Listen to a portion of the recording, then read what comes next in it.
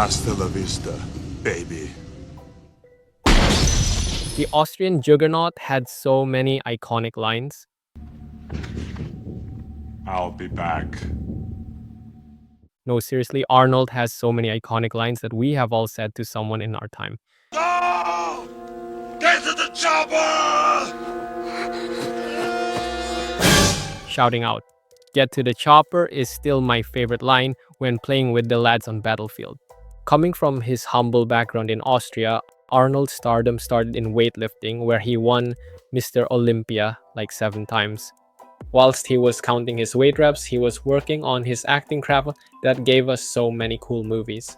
Hollywood embraced the man, even with that thick Austrian accent that we have all tried to imitate.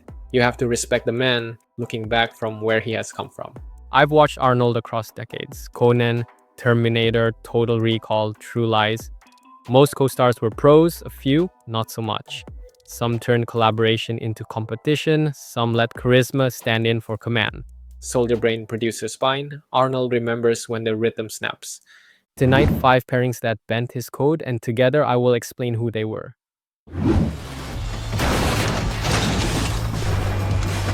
Your shoe is bigger than this car. I still laugh at that scene with Bruce Willis. The 80s turned them into superstars. Stallone and Arnold were two titans lifting studios on their backs. The rivalry was never subtle: box office, biceps, body count. It got petty too. Arnold later admitted he baited Stallone into taking "Stop" or "My Mom Will Shoot" in 1992. When the research revealed this, I was still not sure if it was a prank or had bad intent. That's not rumor. Both have told the story. Schwarzenegger revealed that he and his agent worked together on a plan to convince Stallone 77 to sign on for the movie because they had a correct hunch the comedy would bomb at the box office. Have you been sick? You lost weight? Really? Now, whatever weight I lost, you found, pal. My read from press and promos: Sly plays the charge, front foot energy, bend the frame. Arnold plays the plan, precision, tempo, punchlines landing on the cut. They are two larger for life people who take up the spotlight. At the end of the day, something had to give. Safe to say, in the height of their careers in the 80s and 90s, there was a clear rivalry, but grown men reconcile. For Schwarzenegger, it's all about Stallone's dedication and his passion. He shared, "I wish I could be as passionate about things as he is."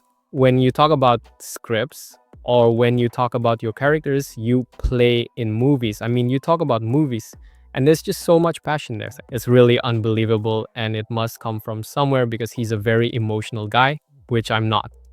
Like I said, the rivalry was there, but I am happy they put it aside and gave me. I was doing pretty good, Church. What are you doing here? There was a party in town. Yeah, but it's my party. Has he always been as selfish? On camera, the chemistry clicks, laconic versus deadpan. Off camera, the temperature dropped when Willis exited Expendables 3 amid a high-profile pay dispute. Stallone publicly blasted him as greedy and lazy. Trades and mainstream outlets all clocked it. With the Expendable franchise doing well, especially with its international box office, Arnold was annoyed with this. My read: Arnold hates drift when a team movie turns into 6 soloists. Leadership to him is foxhole stuff. You stay in or you don't.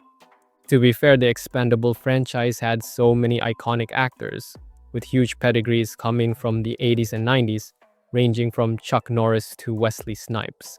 With that amount of testosterone, it's a miracle we got that many movies from the Expendable franchise. Trust Arnold to still keep it professional and keep the ball rolling. The attachment plays cool on camera; off camera, it freezes the room. Get set! Killian, I'll be back. Only in a rerun. This one's not actor versus actor, it's star versus director. I guess this bit of storytelling is coming at a good time, considering they are releasing a remake of The Running Man, with Glenn Powell coming out soon. It would be cool if there was a surprise appearance by Arnold in the credit scenes, but I am wishing for too much. Now back to the story. Arnold later called hiring Glazer a terrible decision, saying he shot it like a TV show, stripping out the deeper themes. The production history backs the midstream director swap. The quote is repeated across multiple retrospectives and reference pages.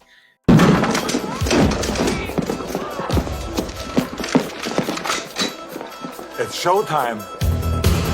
Showtime indeed, Arnold, but it nearly wasn't. My read watching the cut. You can feel two movies fighting, satire versus spectacle. Arnold's code wants a clear compass, and he was into blockbuster making movies. However, Glassner wanted a different feel for the movie, and it was a clash of ideals which Arnold felt it costed the movie in the box office, causing it to stumble with returns. When a set loses its compass, muscle can steer the ship. Lou Ferrigno, Arnold Schwarzenegger. You have to do everything possible. I know, is Lou really an actor? In my eyes, he was the original Hulk for all the Marvel nerds out there. You know that to be true? What's going on over there? The documentary, Pumping Iron, showed the rivalry that started from the weightlifting days.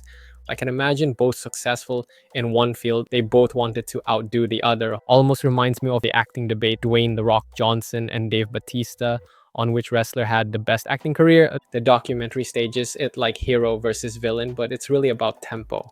Who controls the room before the camera rolls? Mr. Olympia 75 becomes a head game you can see. Smiles as tactics, posture as warfare, but it was clear Arnold was the winner in my opinion simply from an acting perspective.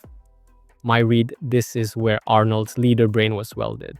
In the documentary you could see he wielded the aura and power which sparks this rivalry notion with Lou. My personal opinion, Arnold was super cocky during his weightlifting days, cocky enough to rub off wrongly with his co-weightlifters. Him winning continuously, Mr. Olympia, only fueled the rivalry with Lou. Call it gamesmanship or ego, either way the camera catches the rhythm.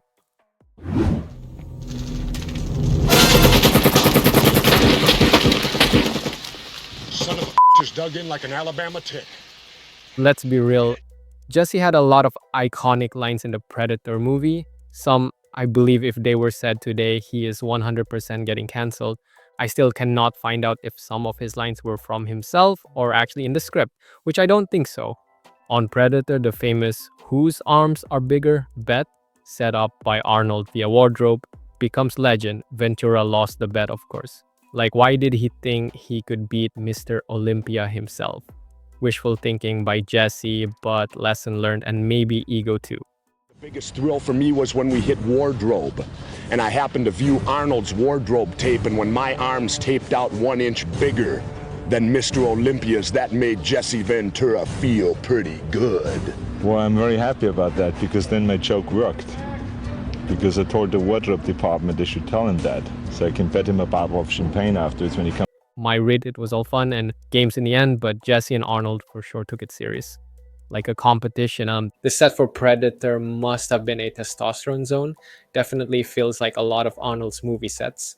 In the 80s and 90s filled with men, was always a manly competition on who was the better man. I guess his competitiveness does not only stay in a weight room, but on movie sets. Ventura's a seal and a showman. Arnold's a tactician and a troll when he wants to be. The movie benefits. The squad feels like real alphas ribbing each other.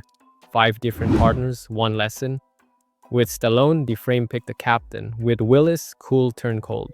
With Glazer, the compass spun. With Ferrigno, rivalry wrote the rulebook. With Ventura, the prank still proved the point. Under it all, Arnold's code doesn't change. Discipline over chaos, crew over ego, rhythm over noise. People think his power is size. It isn't. It's standard. Safe to say, Arnold was not a super confrontational person, even with all the muscle, to show he was a pretty chill person. Just want to say thank you to those who have subscribed and showed support thus far. It means a lot, and we will continue to push out content when we can.